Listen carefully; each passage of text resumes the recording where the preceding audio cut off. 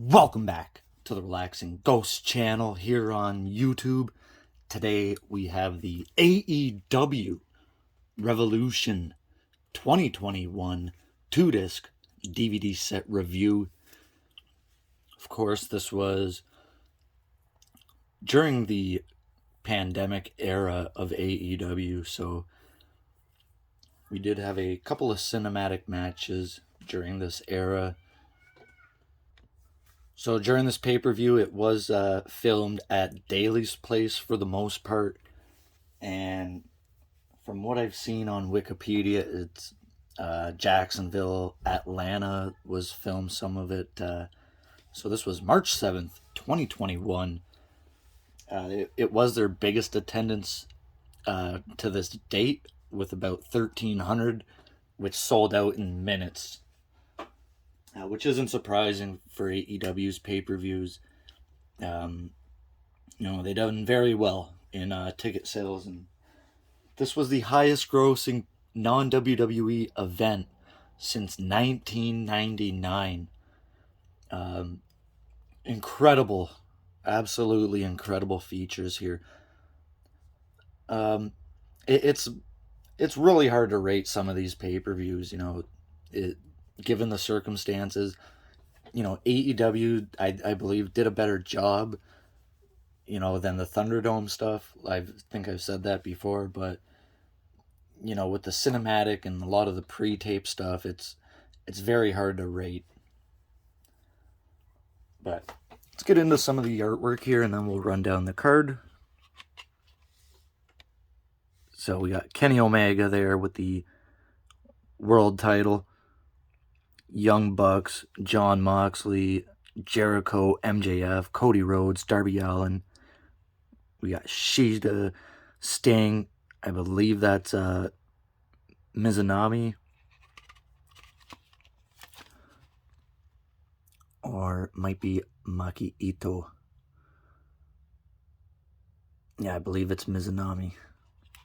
So there's no real interior photos or anything. Just kind of the Revolution design, green and blue.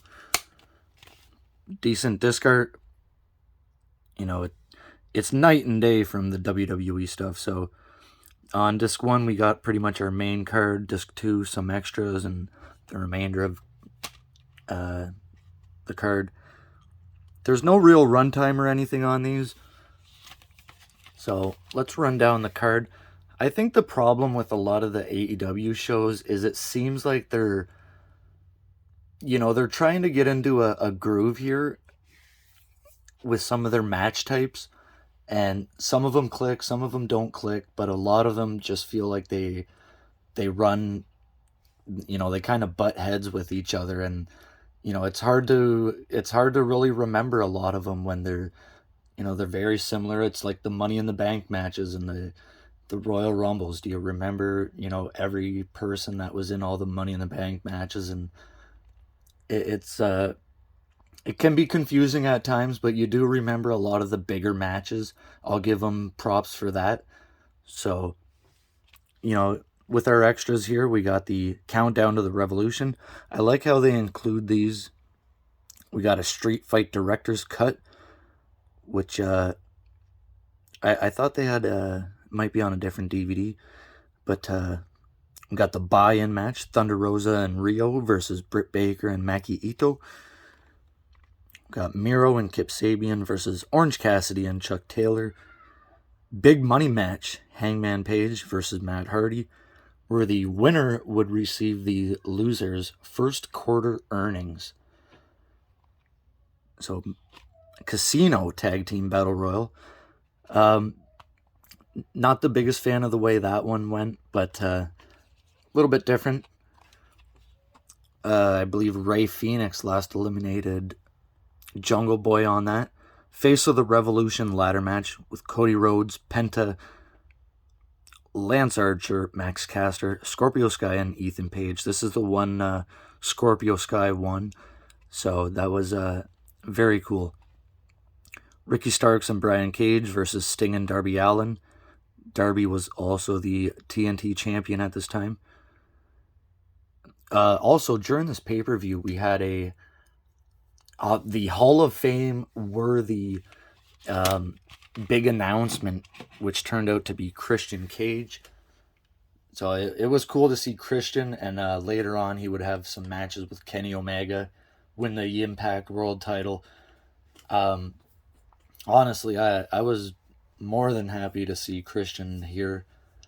I think too many people kind of crapped on it. I don't know what they were expecting, but you know, I like to see how things kind of play out before they really take off. It's a big complaint people have these days. They just kind of shit on things and don't really let things air out. With AEW's pay-per-views, a lot of these are top heavy. World Tag Title match, the Young Bucks versus Jericho and MJF. This was fantastic stuff. Jericho and MJF, absolutely fantastic together. The Young Bucks can never, can never really complain about their matches.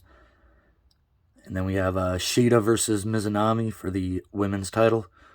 And then the exploding barbed wire death match, Kenny Omega versus Jon Moxley for the AEW World Championship.